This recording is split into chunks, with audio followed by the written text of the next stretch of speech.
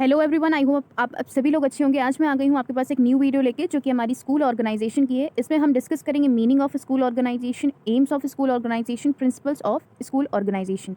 ये सारे ही पॉइंट हम एक ही वीडियो में कवर करने वाले हैं।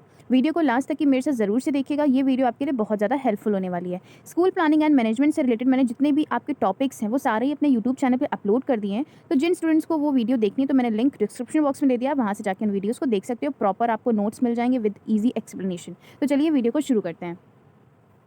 सबसे पहले हम यहाँ पे देखेंगे meaning of school organisation. School organisation refers to the way a school is structured and manage to ensure effective teaching and learning. यहाँ से आपको नेम से ही पता चल रहा है ऑर्गेनाइजेशन कि किस तरीके से हम अपने स्कूल को ऑर्गेनाइज करें, कैसे मैनेज करें जिससे कि इफेक्टिव टीचिंग हो पाए और इफेक्टिव लर्निंग हो पाए। It includes aspects such as the division of grades or classes, the roles and responsibilities of staff members। यहाँ पे क्या होता है कि चीज़ें यहाँ पे डिवाइडेशन होता है, किन चीज़ों का, ग्रेड्स का, क्लासेस का, और कौन सी किसके रोल है, कौन सा टीचर कौन सा सब्जेक्ट पढ़ाएगा, कौन सा स्टाफ कौन सा ये काम करेगा, लैब में किसकी ड्यूटी हो गई। ये सारे रोल्स को डिवाइड करता है, रिस्पॉन्सिबिलिटीज़ को डिवाइड करता है स्टाफ मेंबर्स की, और साथ ही साथ the curriculum, schedule, facilities and resources available to support education. और जो करिकुलम है, हमारा जो शेड्यूल है, वो यहाँ पे डिवाइडेशन होता है कि किस तरीके से हम लोग अपने एजुकेशन सिस्टम को और करिकुलम सिस्टम को अच्छे से स्मूथली रन कर सकते हैं। तो ये होता है हमारा school organisation. A well organised school typically has clear communication channels, efficient process and a supportive environment for both teachers and students। एक बहुत ही अच्छा जो स्कूल होता है वो तब कहलाता है जब उसके पास एक म्यूचुअल अंडरस्टैंडिंग हो टीचर्स और स्टूडेंट के बीच में, और जो हमारी स्ट्रॉन्ग कम्युनिकेशन है। ऐसा नहीं कि मिसकंसेप्शन हो रहा है, किसी की स्टूडेंट्स की बात नहीं सुनी जा रही है, टीचर्स की बात नहीं सुनी जा रही है, उनके ऊपर ध्यान नहीं दिया जा रहा है। ऐसा में बिल्कुल भी काम नहीं करना। और अच्छा स्कूल वही माना जाता है जहाँ पे स्टूडेंट टीचर दोनों की बात सुनी जाए, उनकी नीड्स फुलफिल की जाए और इफेक्टिव चीज़ों से कम्युनिकेशन की जाए, जिससे कि हमारी इफेक्टिव टीचिंग और लर्निंग दोनों हो सके। तो ये होता है हमारा school organisation. Good school organisation help in creating conducive learning environment and ensure that all aspect of the school work together toward the common goal of providing quality education. जो अच्छा ऑर्गेनाइजेशन होता है स्कूल का, वो ज़्यादातर यही सोचा करता है कि हमें किसी तरह अपने इन्वायरमेंट को, अपने लर्निंग इन्वायरमेंट को और ज़्यादा अच्छे से कह सकते हैं कि बच्चों के अंदर इनकलकेट करना है और कंड्यूसिव बनाना है, बहुत ज़्यादा अच्छा बनाना है, जिसमें कि बच्चों के वो सारे एक्सपेक्ट को कवर कर पाएँ। हमारा इमोशनल डेवलपमेंट भी हो, हमारा मेंटल डेवलपमेंट भी हो, हमारा फिजिकल डेवलपमेंट भी हो, सारे एक्सपेक्ट और एरियाज़ को वो कवर कर सके। तो ये हमारा होता है स्कूल ऑर्गेनाइजेशन। आई होप ये आपको मीनिंग अच्छे से समझ में आ गई होगी। अब हम देखेंगे यहाँ पे एम्स ऑफ स्कूल ऑर्गेनाइजेशन। यहाँ पे मैंने 7 एम्स आपके साथ डिस्कस किया। आप इसमें अपने तरफ से और भी पॉइंट्स ऐड ऑन कर सकते हो, एलैबोरेट करके लिख सकते हो। यहाँ पे मैंने आपको पॉइंट्स पे समझाने की कोशिश की है, क्योंकि पॉइंट्स पे अच्छे से समझ में आ जाता है। तो चलिए फर्स्ट पॉइंट हम देखते हैं, create a good environment for learning. हमें क्या करना है, हमारा जो एम होता है स्कूल ऑर्गेनाइजेशन का, वो यही है कि हमें एक गुड इन्वायरमेंट बनाना है। किसके लिए? लर्निंग के लिए, कि जहाँ पे बच्चा अच्छे से सीख सके सारी चीज़ों को। Make sure the curriculum is taught well. और हमें ये देखना है कि हमारा जो करिकुलम है वो बच्चों को अच्छे से पढ़ाया जा रहा है कि नहीं। ऐसा तो नहीं कि आधे बच्चे जो हैं वो पढ़ ही नहीं पा रहे हमारे करिकुलम को और उनको समझ ही नहीं आ रहा है। ऐसा नहीं करना है हमें ये भी चीज़ चेकआउट करनी है। यही हमारा एम है कि बच्चे करिकुलम को अच्छे से पढ़ सके, उनकी नीड्स फुलफिल हो सके, उनके इंटरेस्ट के अकॉर्डिंग करिकुलम को डिज़ाइन किया जाता है। इसीलिए थर्ड हमारा पॉइंट है, manage resources like teachers and facilities effectively. हमारे पास जो रिसोर्सेज हैं, टीचर्स जो हैं, जो हमारे पास फैसिलिटीज़ हैं, उनको हम लोग अच्छे से मैनेज करें, जिससे कि वो इफेक्टिव मैनर में काम कर सकें। फोर्थ हमारा पॉइंट हो जाता है, support students in different areas. और बच्चों को हम एक सपोर्टिव और कंड्यूसिव इन्वायरमेंट प्रोवाइड कर सके, जिससे कि उनके सारे जो एस्पेक्ट्स हैं वो कवर हो पाएँ। हमारे emotional development, mental development, physical development, ये सारे एरियाज स्टूडेंट्स के वो सारे इन्वॉल्व हो पाएँ, सभी का डेवलपमेंट इक्वली तरीके से हो सके। फिफ्थ हमारा एम है, help teachers grow through training. और टीचर्स को भी कहीं ना कहीं हेल्प कर सके, हमें उनको अच्छी सी स्किल के लिए ट्रेनिंग दे सके, जिससे कि उनका डेवलपमेंट और हो पाए। टीचिंग मेथड्स के लिए कौन कौन से हम न्यू एक्टिविटीज़ बच्चों से करवा सकते हैं, तो उनको भी टाइम टू टाइम हम ट्रेनिंग दे सके, जिससे कि उनकी भी जो टीचिंग है और ज़्यादा इन्हांस हो सके। सिक्स हमारा एम है, involve parents and the community in education. यहाँ पे कोऑपरेटिव एजुकेशन हमें प्रमोट करनी, तो एक लोगों से काम तो चलेगा नहीं, हमें यहाँ पे टीचर्स को भी इन्वॉल्व करना है, स्टूडेंट्स को भी इन्वॉल्व करना है, और साथ ही साथ पेरेंट्स को भी इन्वॉल्व करना है, जिससे कि उनकी भी नीड्स और इंटरेस्ट को हम लोग सुन सके कि उनकी क्या राय है, उनका क्या मानना है, उनका क्या सोचना है। सेवेंथ हमारा एम है, monitor progress and make improvements when needed. और हमें ऐसा नहीं करना है कि हमारे ने कोई भी स्कूल बना दिया, उसमें करिकुलम हमने लागू कर दिया, बस वो चल रहा है, वो कोई भी फ्लेक्सिबल नहीं है, रिजिड है, जो है सो बन गया। हमें ये सब बिल्कुल भी नहीं करना है। हमें टाइम टू टाइम जो है वो इवैल्यूएशन करते रहना है और देखना है कि क्या कमी हो रही है, जिससे कि हम और ज़्यादा इसमें इंप्रूवमेंट कर सकें। तो ये चीज़ हमें करती रहनी है। आई होप ये एम आपको समझ में आ गए होंगे।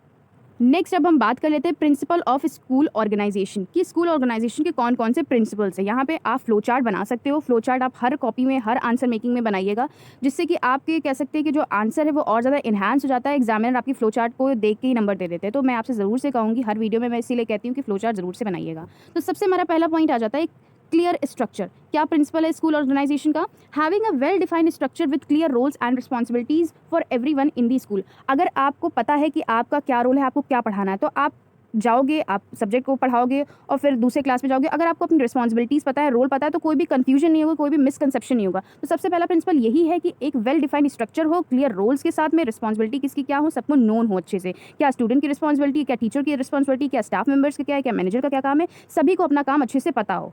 सेकेंड हमारा है principle efficient communication, making sure information flows easily between teachers, students and parents to support learning. और एक एफिशिएंट कम्युनिकेशन होना चाहिए, जिससे कि हमारा एक कह सकते हैं ट्रांसपेरेंसी होनी चाहिए। कोई भी ऐसा मिसकंसेप्शन ना हो पाए कि स्टूडेंट कुछ ना समझ पाए या टीचर को कुछ ना समझ पाए, तो ऐसा हमें बिल्कुल भी नहीं करना है। एक स्ट्रॉन्ग कम्युनिकेशन रखनी है, जिससे कि सारी इन्फॉर्मेशन टीचर्स के पास चली जाए, स्टूडेंट्स भी समझ सकें अच्छे से और पेरेंट्स भी ये समझ सके, जिससे कि लर्निंग हमारी एक सपोर्टिव और एक अच्छे मैनर में हो सके। थर्ड हमारा प्रिंसिपल हो जाता है flexibility, being able to adapt to changes and different needs to meet diverse requirements of students and staff। हमको अपने स्कूल ऑर्गेनाइजेशन में फ्लेक्सिबिलिटी रखनी है, जिससे कि हम अपने डे टू डे लाइफ और सोसाइटी की नीड्स और इंटरेस्ट को भी फुलफिल कर सकें। क्योंकि आप देखते हो कि जो हमारी सोसाइटी की नीड्स है वो डे बाय डे चेंजेस होते जा रहे हैं। इसमें बहुत सारी चीज़ें जो हैं वो कॉम्प्रिहेंसिव मैनर में ऐड ऑन होती जा रही। तो ऐसा नहीं, अब जैसे फॉर एग्जांपल आप देख रहे हो कि आजकल के टाइम में टेक्नोलॉजी का कितना ज़्यादा क्रेज़ हाई हो चुका है। पहले के टाइम पे इतना नहीं था। तो अब ज़्यादा से ज़्यादा जो स्कूल्स है वो स्मार्ट बोर्ड्स को ऑप्ट कर रहे हैं, क्या कह सकते हैं, लैब को और ज़्यादा आप ऑप्ट कर रहे हैं। तो हमें फ्लेक्सिबिलिटी रखनी है, रिजिड एनवायरनमेंट नहीं रखना है, जिससे कि नहीं हम ब्लैक बोर्ड से ही पढ़ाएंगे, ऐसे नहीं पढ़ाएंगे। तो हमें ये चीज़ नहीं करनी है। हमें सोसाइटी के साथ में चलना है, हमें नीड्स देखनी है स्टूडेंट्स की और स्टाफ की, उस अकॉर्डिंग हमें अपने स्कूल ऑर्गेनाइजेशन को चलाना है। फोर्थ हमारा पॉइंट है equity, treating all students Fairlie and providing equal opportunities for learning and growth. हमें यहाँ पे इक्वालिटी के साथ चलना है, इक्विटी के साथ चलना है। कोई भी हमें किसी प्रकार का डिस्क्रिमिनेशन नहीं करना है स्टूडेंट्स के बीच में, कि नहीं उसके कम ग्रेड्स आते हैं, वो उस कास्ट का है या हाईली रिच है या बहुत ज़्यादा बैकवर्ड क्लास का है। ऐसा हमें बिल्कुल भी नहीं करना है। हमें सभी स्टूडेंट को एक ही उससे पढ़ाना है, फेयरली डिसीजन लेना है। कोई भी यहाँ पे हमें डिस्क्रिमिनेशन नहीं करना, हमें इक्वल अपॉर्चुनिटी उनको प्रोवाइड करनी है। फिफ्थ हमारा प्रिंसिपल आ जाता है continuous improvement, striving to always get better by assessing what works well and what needs to teen. मैंने आपको पिछले उसमें एम में भी बताया था कि इवैल्यूएशन जो है वो टाइम बहुत ज़्यादा ज़रूरी है। तो यहाँ पे हमें कॉन्टिन्यूस इंप्रूवमेंट करते रहना है कि क्या चीज़ सही से हो रही है और क्या चीज़ सही से नहीं हो रही, जिससे कि हम और ज़्यादा इसमें इंप्रूवमेंट कर सकते हैं कि और ज़्यादा अच्छे से ये चीज़ हो पाए। सिक्स हमारा प्रिंसिपल आ जाता है safety and wellbeing, creating a safe and supportive environment where student can learn and grow. हमें ऐसा इन्वायरमेंट, ऐसा स्कूल बनाना है जहाँ पे बच्चे खुद को, अपने आप को सेफ फील कर सके। ऐसा ना हो कि बच्चे डरे और पेरेंट्स भी उस स्कूल में भेजने से डरे, अरे नहीं वो तो स्कूल बहुत बेकार है, वहाँ पे बच्चे चोट खा जाते हैं, उनके साथ ऐसा हो जाता है वैसा हो जाता है। नहीं, हमें एक सपोर्टिव और सेफ इन्वायरमेंट बच्चों को प्रोवाइड करना है, जिससे कि पेरेंट्स का भी विश्वास बना रहे और बच्चे भी सेफ फील करें। सेवंथ हमारा प्रिंसिपल आ जाता है collaboration, working together as a team, teacher, students, parents and a community to achieve common goals and enhance the learning experience. School क्या है, एक कोलैबोरेटिव मैनर में काम करता है, जिसमें कि टीचर्स भी इन्वॉल्व रहते हैं, स्टूडेंट्स भी इन्वॉल्व रहते हैं। भाई पीटीएम होता है तो आपके पेरेंट्स भी इन्वॉल्व रहते हैं, और भी चीज़ों में पेरेंट्स इन्वॉल्व रहते हैं। आपके कोई भी फंक्शंस होता है, कोई भी कह सकते हैं कि आपको इन्फॉर्मेशन प्रोवाइड करनी, तो आप पेरेंट्स से ही बात करते हो। हमारे कम्युनिटी मेंबर्स भी इन्वॉल्व होते हैं, जिससे कि हम एक कॉमन गोल को अचीव कर पाएँ। अगर आप अपने बच्चे का एडमिशन करा रहे हो तो टीचर भी यही चाहेगी कि ये बच्चा अच्छे से पढ़ के पास हो, पेरेंट्स का भी यही मानना है कि ये बच्चा अच्छे से पास हो, उसकी सारी स्किल्स डेवलप हो, और स्कूल का भी यही है कि हाँ हमें बच्चे के अंदर ये सारी वैल्यूज़ को इनकलकेट करना है, अच्छा बनाना है, और हमें अपने स्कूल का भी जो कह सकते हैं नेम फेम वो भी बैलेंस रखना है। तो ये सारी चीज़ें एक साथ हमें कह सकते हैं कॉमन गोल को अचीव करना है, तो हमें कोलैबोरेटिव मैनर में काम करना पड़ेगा, जिसमें कि हमारे टीचर्स, स्टूडेंट्स, पेरेंट्स और कम्युनिटी मेंबर्स का नीड्स और इंटरेस्ट को फुलफिल और देखना पड़ेगा। आई होप ये प्रिंसिपल आपको क्लियर हो गए होंगे। वीडियो अच्छी लगे तो लाइक कमेंट शेयर जरूर से करिएगा। इसके बाद वाली वीडियो में मैं डिफरेंस को डिस्कस करूंगी कि स्कूल ऑर्गेनाइजेशन और स्कूल एडमिनिस्ट्रेशन में क्या डिफरेंस होता है, तो जिसके लिए आपको मेरे चैनल को सब्सक्राइब करना पड़ेगा। Thanks for the watching this video.